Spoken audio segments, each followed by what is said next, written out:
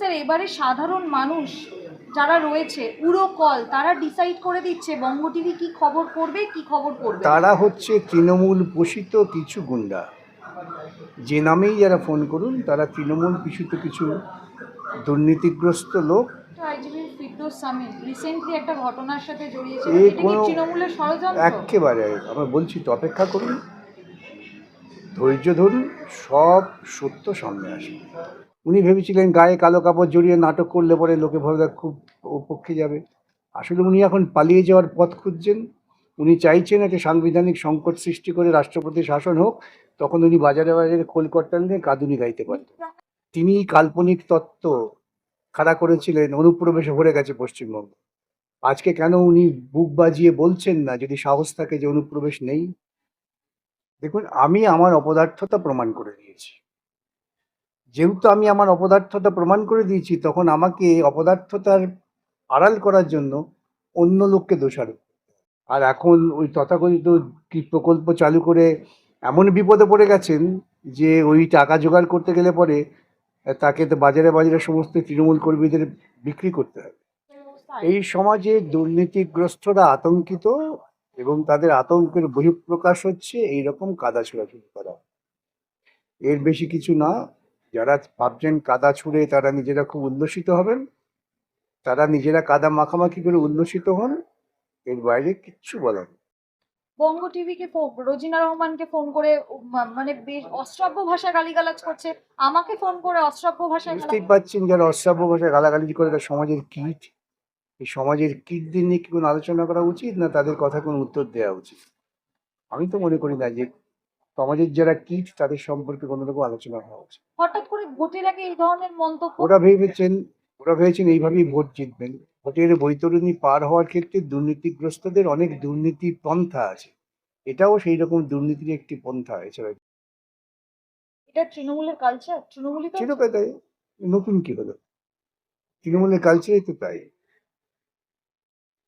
ওরা নিজেদের গুণমান উন্নত করার মতো মানসিকতা নেই, সুযোগ নেই। ওদের কাজ হচ্ছে বামপন্থীদের বিরুদ্ধে কুৎসা করে যদি নিজেদের জমি করে নেওয়া যায়। দেখুন, আমি আমার অপদার্থতা প্রমাণ করে দিয়েছি।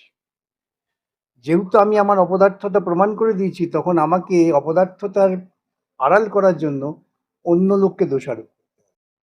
এটা চিরকালের প্রথা।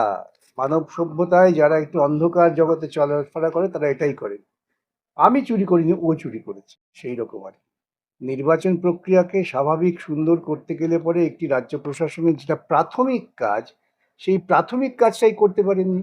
উনি ভেবেছিলেন গায়ে কালো কাপড় জড়িয়ে নাটক করলে পরে লোকে ভাবে খুব পক্ষে যাবে। আসলে উনি এখন পালিয়ে যাওয়ার পথ খুঁজছেন। উনি চাইছেন একটা সাংবিধানিক সংকট সৃষ্টি করে রাষ্ট্রপতি শাসন হোক, তখন উনি বাজারে বাজারে খোল করতাল নিয়ে কাঁদুনি গাইতে পারবেন। আমি তো আগেই বলেছি কাঁদুনি গাইতে পারবেন, আমি বহুদিন আগে বলেছি। প্রতিটা পদক্ষেপ ধীরে ধীরে সেদিকেই যাচ্ছে। মুখ্যমন্ত্রী নিজে যখন দেখছেন না, তিনি সুপ্রিম কোর্টের নির্দেশ সত্ত্বেও ডিএ দিচ্ছেন না। আর এখন ওই তথাকথিত কি প্রকল্প চালু করে এমন বিপদে পড়ে গেছেন যে ওই টাকা জোগাড় করতে গেলে পরে তাকে তো বাজারে বাজারে সমস্ত তৃণমূল কর্মীদের বিক্রি করতে হবে। সেই জায়গায় দাঁড়িয়ে জয়মাল্য বাগচি বলছে যে বিচারকদেরকে সিআই শেখাবে না তো কে শেখাবে? সেটা তো আমি কি করে বলবো, সেটা বিচারপতি তো। বড় বড় খবর, সুপ্রিম কোর্ট বিস্ফোরক কথা বলেছে, ছোটখাটো জিনিসের জন্য এসআইআর প্রক্রিয়া আটকে থাকবে না।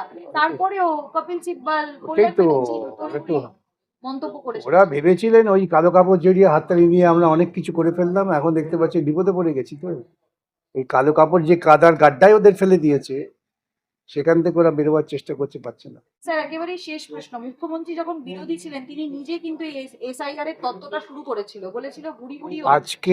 আজকে ভারতবর্ষ, বিশেষ করে পশ্চিমবঙ্গে এবং পূর্বাঞ্চলীয় রাজ্যে এই যে অশান্তির মূল কারিগর হচ্ছেন এই রাজ্যে বর্তমান যিনি মুখ্যমন্ত্রী মমতা বন্দ্যোপাধ্যায়। এই সত্যটা উপলব্ধি করতে হবে। তিনি কাল্পনিক তত্ত্ব খাড়া করেছিলেন, অনুপ্রবেশে ভরে গেছে পশ্চিমবঙ্গ। আজকে কেন উনি বুক বাজিয়ে বলছেন না, যদি সাহস থাকে, যে অনুপ্রবেশ নেই? আমরা তো বলছি কোনো অনুপ্রবেশ নেই, সবাইকে নথিভুক্ত করতে হবে। অনুপ্রবেশ থাকলে আইন পদ্ধতি মেনে চিহ্নিত করতে হবে। আমি তো কবে থেকেই বলছি, যারা ভারতবর্ষে একটানা 5 বছরের প্রত্যেককেই তোমাকে অধিকার দিতে হবে। উনি কেন বলতে পারছেন না?